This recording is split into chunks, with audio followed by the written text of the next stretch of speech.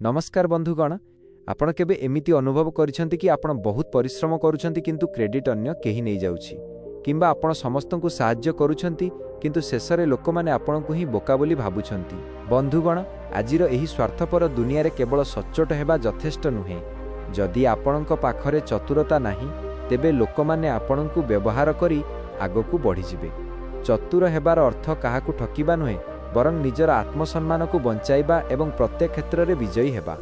आज मु आपणकु चतुर हेबार एमिति फटी मनस्तात्विक उपाय कहिबी जहा आपणक व्यक्तित्व को संपूर्ण बदलाई देब। 1. रहस्यमय व्यक्तित्व गढ़ंतु। Maintain a strategic silence. अधिकांश लोक सेमानंकर खुशी दुख एवं परवर्ती योजना विषय रे समस्तंकु कहि दियंती। एहा सेमानंकर सबुठारु बड़ दुर्बलता। जेतेबेले आपण अधिक कथा कहंती सेतेबेले आपण निज मुंडर रिमोट कंट्रोल अन्य हाथ में दे दियंती। जड़े चतुर व्यक्ति सेतिकी कुहे जेतिकी जरूरी। जदि आपण एक व्यवसाय आरंभ करने जाउछंती तेबे सेही काम सफल नहेबा पर्यंत काहाकू जणांतु नाही। मने रखंतु, शब्द अपेक्षा सफलतार शब्द अधिक प्रभावशाली। 2. भावप्रवणता उपरे नियंत्रण। Emotional intelligence. बुद्धिमान लोकमाने निजर भावना को अस्त्र भावे व्यवहार करती किंतु बोका लोकमाने निज भावनार दास होई रहंती। जदि केही आपणकु गाली देउछि किंबा अपमानित करुछि तेबे आपणकर प्रतिक्रिया ही आपणकर शक्ति बा दुर्बलता। चतुर व्यक्ति रागिबा परिवर्ते परिस्थिति को विश्लेषण करे। केही आपणकु उत्तेजित कले तुरंत उत्तर दियंतु नाही।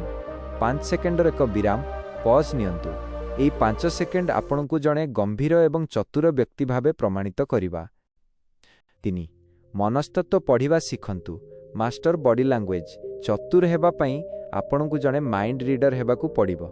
लोकमाने पाटिरे कौन कहउछंती ताहा गुरुत्वपूर्ण नुहे, सेमानंकर शरीर कौन कहउछि ताहा देखंतु।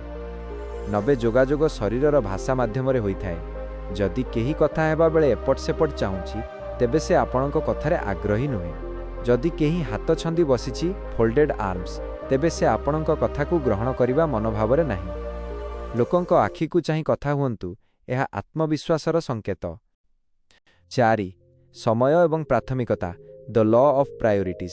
चतुर लोकमाने सबुबेले व्यस्त बिजी देखा जांती नाही, बरं सेमाने निज समय को उत्पादनशील प्रोडक्टिव करंती। जीवन रे ना कहिबा शिखंतु। जदि आपण समस्तंक काम रे हाँ कहिबे तेबे लोकमाने आपणकु जणे अवेलेबल बा मूल्यहीन व्यक्ति भावे ग्रहण करिवे। सबु काम निजे करंतु नाही। देखंतु केउ कामटी गुरुत्वपूर्ण एवं केउ कामटी अन्य द्वारा करा जाई परिबो। समय बंचाइबा ही चतुरता। 5. सर्वदा जणे शिक्षार्थी होई रुहंतु। The obsession with learning. अहंकार हेउछि बोकामीर लक्षण। चतुर व्यक्ति जाने जे से सबु किछि जानि नाही। निजर ज्ञान को प्रतिदिन अपडेट करंतु। नुआ टेक्नोलोजी, अर्थनीति एवं मनस्तत्व विषय रे पढ़ंतु।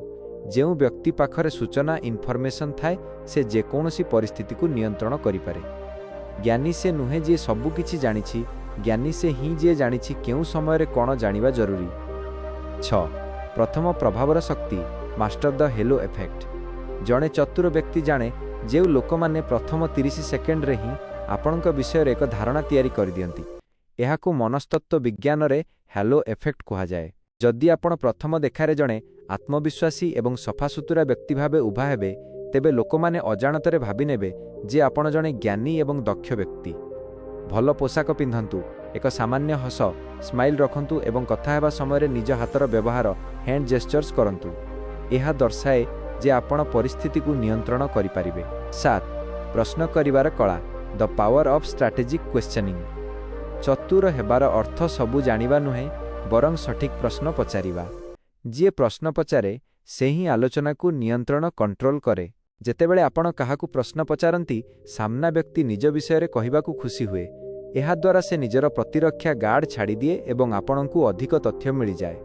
केबे भी हाँ बा ना उत्तर मिलुथिबा प्रश्न पचारंतु नाही, बरं आपणकू कौन लागुछि किंबा एहा किपरि हेला भली ओपन एंडेड प्रश्न पचारंतु। एहा आपणकू जणे गंभीर चिंताशील व्यक्ति भावे उपस्थापित करिवो। 8. निजर परवर्ती पदक्षेप को गुप्त रखंतु। Never reveal your next move. शेष एवं सबुठारु गुरुत्वपूर्ण सूत्र हेउछि निजर रणनीति को केबे भी सर्वसाधारण करंतु नाही। जदि लोकमाने आपणकर परवर्ती पदक्षेप जानिजिबे तेबे सेमाने आपणक पई बाधा सृष्टि करिवे ଚତୁରତା ହେଉଛି ପ୍ରେଡିକ୍ଟେବୁଲ ବା ଅନୁମାନଯୋଗ୍ୟ ନହେବା। ଆପଣ କେଉଁ କାମ ପାଇଁ କେତେ ପରିଶ୍ରମ କରୁଛନ୍ତି, କେଉଁଠାରୁ ଟଙ୍କା ରୋଜଗାର କରୁଛନ୍ତି ବା କାହା ସହ କଥା ହେଉଛନ୍ତି, ସେସବୁକୁ ନିଜ ଭିତରେ ରଖନ୍ତୁ। ଆପଣଙ୍କର ସଫଳତା ହିଁ ସମସ୍ତଙ୍କ ପାଇଁ ଏକ ସରପ୍ରାଇଜ୍ ହେବା ଉଚିତ। 9. ପରୋକ୍ଷ ପ୍ରଭାବର ବ୍ୟବହାର, the power of indirect influence. ଜଣେ ଚତୁର ବ୍ୟକ୍ତି ସବୁବେଳେ ସାମ୍ନାକୁ ଆସି କାମ କରେ ନାହିଁ। ସେ ଜାଣେ କିପରି ଅନ୍ୟମାନଙ୍କ ମାଧ୍ୟମରେ ନିଜର କାମ ହାସଲ କରାଯାଇପାରିବ।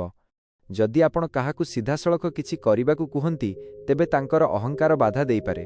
କିନ୍ତୁ ଯଦି ଆପଣ ଏପରି ପରିସ୍ଥିତି ସୃଷ୍ଟି କରିବେ ଯେ ସେ ନିଜେ ସେହି କାମଟି କରିବାକୁ ଚାହିଁବେ, ତେବେ ସେଠାରେ ଆପଣଙ୍କର ଚତୁରତା ପ୍ରମାଣିତ ହୁଏ। ଅନ୍ୟର ସଫଳତାରେ ନିଜର ସ୍ୱାର୍ଥ ଖୋଜନ୍ତୁ। ଯେତେବେଳେ ଆପଣ ଅନ୍ୟକୁ ଜିତାଇବାରେ ସାହାଯ୍ୟ କରନ୍ତି, ସେମାନେ ଅଜାଣତରେ ଆପଣଙ୍କ ପାଇଁ କାମ କରିବାକୁ ଲାଗନ୍ତି। 10. ବିତର୍କରୁ ଦୂରେଇ ରୁହନ୍ତୁ। Win through actions not argument.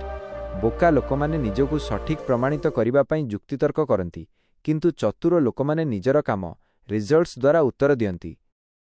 ଯୁକ୍ତିରେ ଜିତିଲେ ମଧ୍ୟ ଆପଣ ସାମ୍ନା ବ୍ୟକ୍ତିର ଘୃଣାର ପାତ୍ର ହୁଅନ୍ତି, ଯାହା ଭବିଷ୍ୟତ ପାଇଁ ଖରାପ। ଶବ୍ଦ ଅପେକ୍ଷା କାମର ପ୍ରଭାବ ବହୁତ ବେଶୀ ଏବଂ ସ୍ଥାୟୀ। ଯଦି କେହି ଭୁଲ କହୁଛି ଏବଂ ସେଥିରେ ଆପଣଙ୍କର କୌଣସି ବଡ଼ କ୍ଷତି ହେଉନାହିଁ, ତେବେ କେବଳ ହସିଦିଅନ୍ତୁ ଏବଂ ଆଗକୁ ବଢ଼ନ୍ତୁ। ଆପଣଙ୍କର ସମୟ ଯୁକ୍ତି କରିବା ପାଇଁ ନୁହେଁ, ବରଂ ନିଜକୁ ଗଢ଼ିବା ପାଇଁ। 11.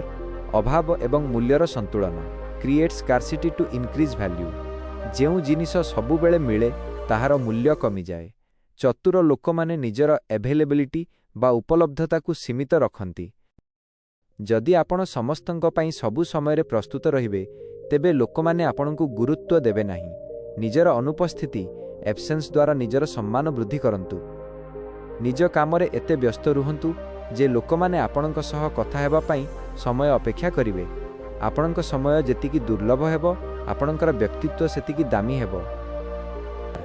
ନିଜକୁ ବ୍ରାଣ୍ଡ ଭାବେ ଗଢ଼ନ୍ତୁ। Build your personal brand.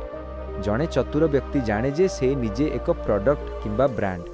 ଆପଣ ଦୁନିଆ ଆଗରେ ନିଜକୁ କିପରି ଉପସ୍ଥାପିତ କରୁଛନ୍ତି, ତାହା ଆପଣଙ୍କର ମୂଲ୍ୟ ନିର୍ଦ୍ଧାରଣ କରେ। ଲୋକମାନେ ଆପଣଙ୍କର ଜ୍ଞାନ ଅପେକ୍ଷା ଆପଣଙ୍କର ଇମେଜକୁ ଅଧିକ ବିଶ୍ୱାସ କରନ୍ତି। ଯଦି ଆପଣଙ୍କର ବ୍ୟକ୍ତିତ୍ୱ ଶକ୍ତିଶାଳୀ, ତେବେ ଲୋକମାନେ ବିନା ପ୍ରଶ୍ନରେ ଆପଣଙ୍କ କଥାକୁ ଗ୍ରହଣ କରିବେ। କିପରି କରିବେ? ଯୋଗାଯୋଗ କଳା, କମ୍ୟୁନିକେସନ୍ ସ୍କିଲ୍ସ। ସ୍ପଷ୍ଟ ଏବଂ ପ୍ରଭାବଶାଳୀ ଭାବେ କଥା କୁହନ୍ତୁ।